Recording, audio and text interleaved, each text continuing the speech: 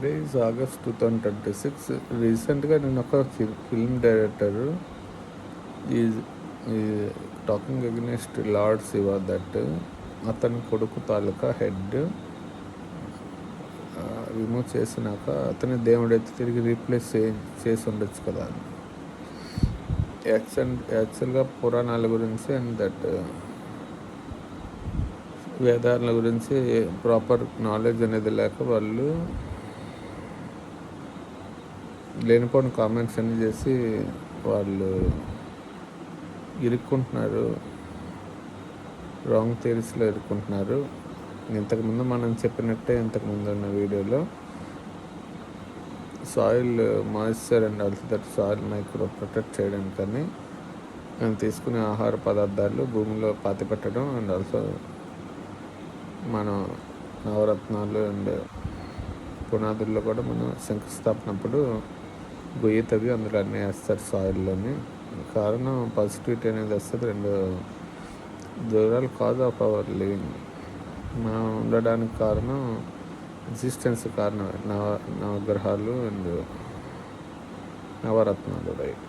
Chemicals ఉంటాయి అందులో. Coming to the point, నేను ఒక డైరెక్ట్ వీడియో చూస్తున్నా.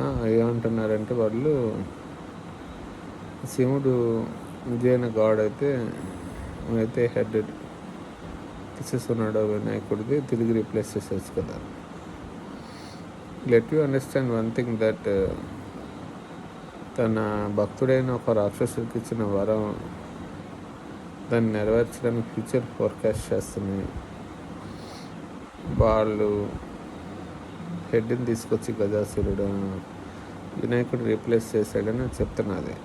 Instead of talking bad about the theories behind that science behind Hinduism, when you talk about the engineering, they carved the hills and mighty rocks into temples. Laser టెక్నాలజీతో ఎలాగ వాళ్ళు పుష్పక విమానాలతో natural ప్రొడక్ట్స్తో ఎలా fly అవుతుండేవారు. ఇప్పుడు carbon emission లేకుండా hydrogen ఫ్యూయల్తో మనం run చేసుకుంటున్నాం, solar అనేది run చేసుకుంటున్నాం. మనకన్నా యాన్సిస్టర్స్, మనకన్నా అడ్వాన్స్డ్ జనరేషన్ ఏలియన్స్ ఉన్నారని నాసా వాళ్ళు కూడా నిబులా ఒప్పుకుంటా ఉన్నప్పుడు ఒక బ్రూట్ వచ్చి, డోంట్ వాంట్ టు కామెంట్ అని, బ్రూట్ వచ్చి మీడియాతో మాట్లాడతా, instead of talking about the advancement in what they have in replacing a human head with that of an elephant head, ఏం scientific how can they replace that human head with animal head ఎలా చేస్తున్నారని ఆలోచించకుండా డిరగేటివ్ statements చేయడం ద్వారా వాడు పరువు పోగొట్టుకుంటాడు తప్పితే positiveness అనేది ఉండదు. In the same sense,